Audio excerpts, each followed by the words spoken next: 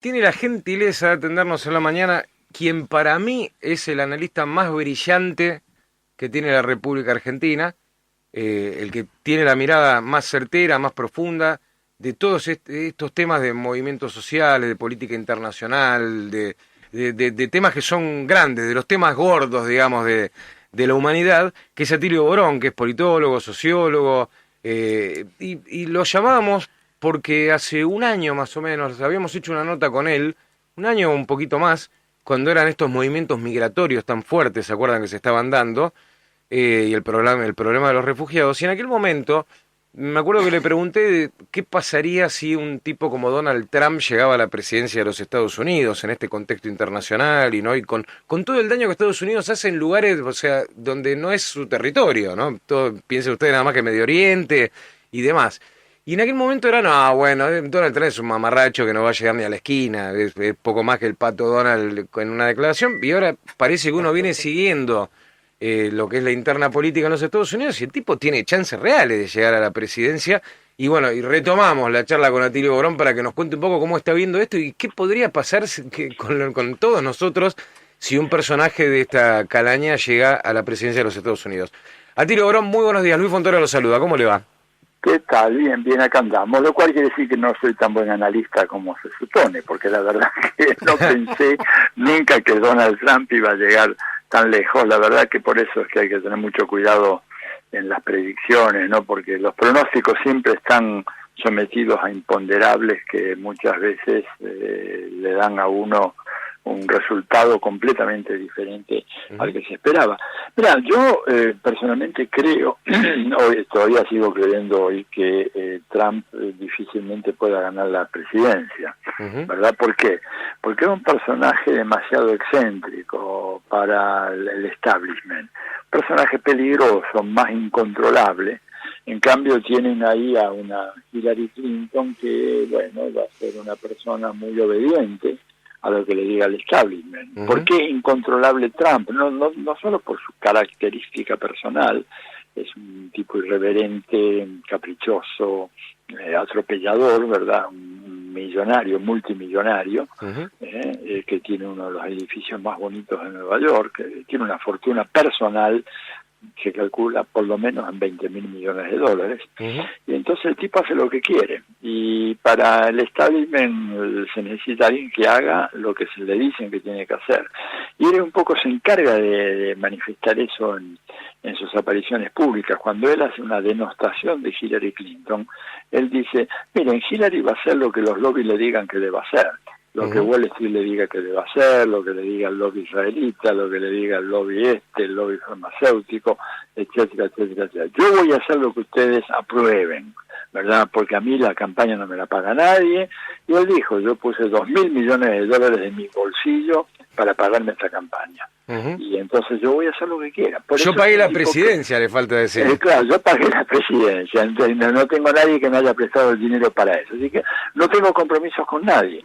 Entonces, eso lo hace a él un personaje peligroso para el establishment, porque siempre el establishment lo que quiere es tener a alguien que, bueno, se someta mansamente a sus indicaciones. Hillary lo va a hacer, porque Hillary no tiene ni remotamente la fortuna que tiene este hombre, y por lo tanto ella efectivamente está muy, muy condicionada por quienes le dan el dinero. Quienes le dan el dinero le dicen cuál es la melodía que tiene que cantar, ¿verdad? Como dice el viejo refrán. Yo, de todas maneras, poco más de un año, no pensé que Donald Trump podía volar tan alto. Y te explico por qué. Porque había una serie de candidatos en el Partido Republicano que tenían buena parte del control del aparato. Pero se ve que ese aparato republicano se ha disgregado por completo, que ya no tiene manera de filtrar los postulantes. Y entonces Donald Trump, con una buena campaña, lo ha hecho muy bien, es un tipo muy incisivo, es más entretenido, ¿verdad? Y no te olvides de que para los norteamericanos la política es entretenimiento, es entretenimiento. Ahora, Tirio, ¿cuál es el emergente o qué es lo que ocurre para que una sociedad como la norteamericana, que quienes tuvimos la chance de recorrerla un poquito, uno ve que hay un componente latino altísimo, hoy ya casi se habla el español a la par del inglés en casi todo Estados Unidos, que tuvieron históricamente muchos problemas con las minorías, con los negros, con los asiáticos, que viven buscando este equilibrio.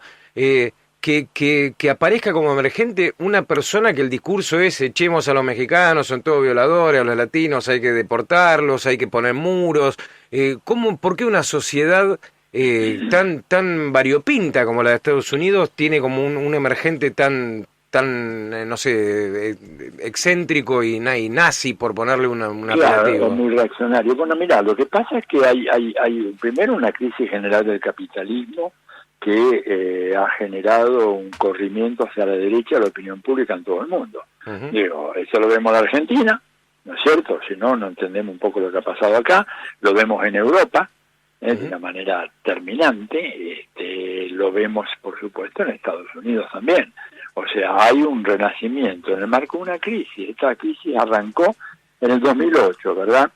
Llevamos 8 años y no hay miras de que esta crisis general del capitalismo dé lugar a un nuevo periodo de crecimiento. No se ve por ningún lado. China, que es la gran locomotora de la economía mundial, redujo su tasa de crecimiento económico a la mitad. Estados Unidos está prácticamente, con suerte, llega al 1% anual de crecimiento, y los europeos están prácticamente planchados en términos económicos.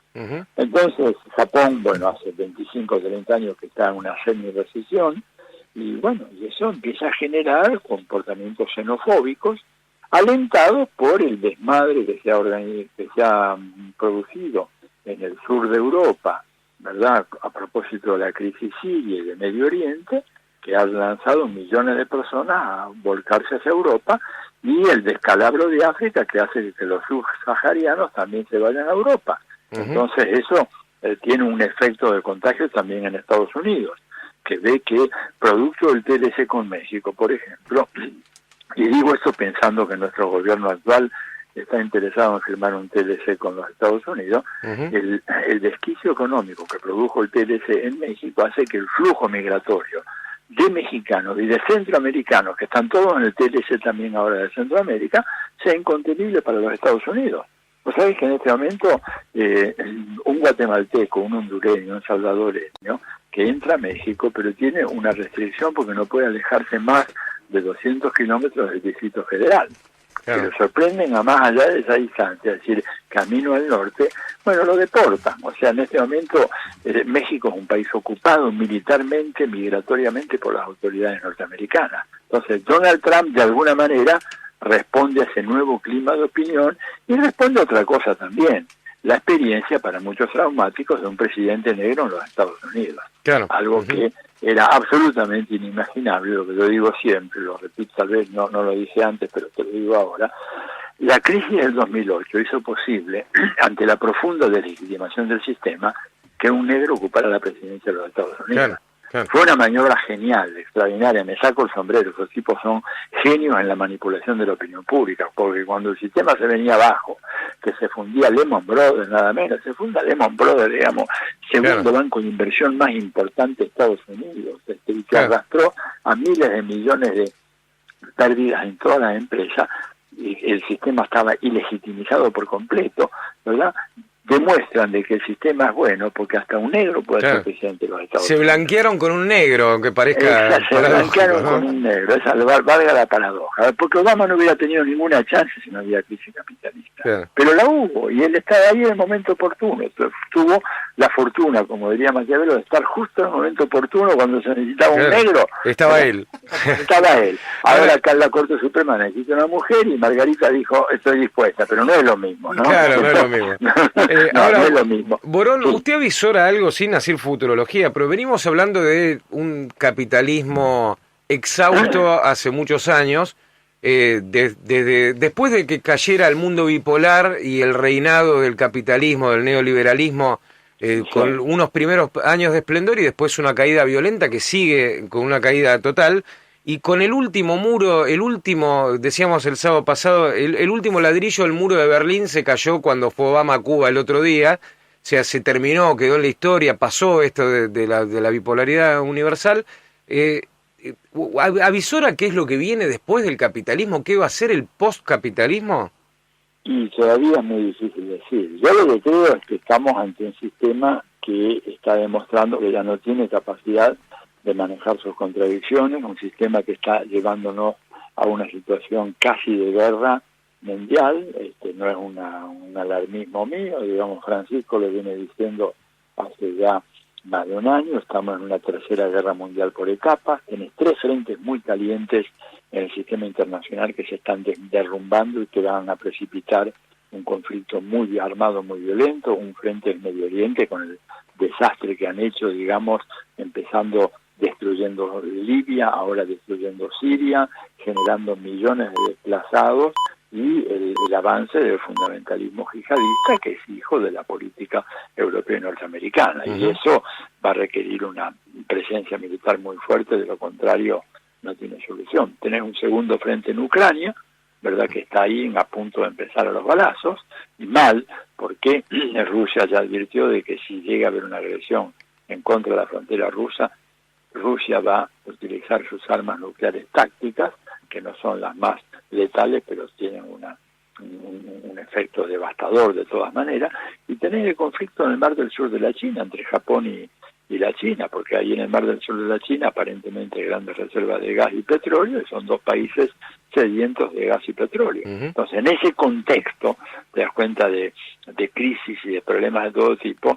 Bueno, o tener una política de izquierda que supere toda esta conflictividad, ¿no es cierto? Pero eso quiere decir avanzar en una dirección postcapitalista, o lo que tenés es una guerra. Y lo más probable acá es que tengamos estos escenarios bélicos que sí pueden llegar a articularse y dar lugar a una tercera guerra mundial, ¿verdad? Pensá que el último documento del Pentágono de los Estados Unidos ya define a Rusia claramente como un país enemigo.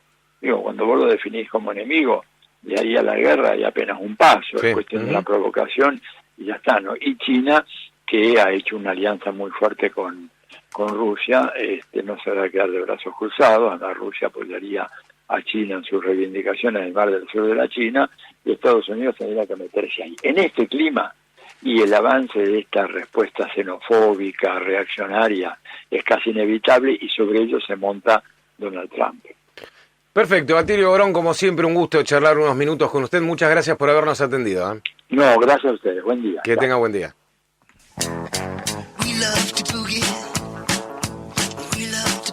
Maquinación, un programa que te tala el árbol para que veas el bosque, Caperucita.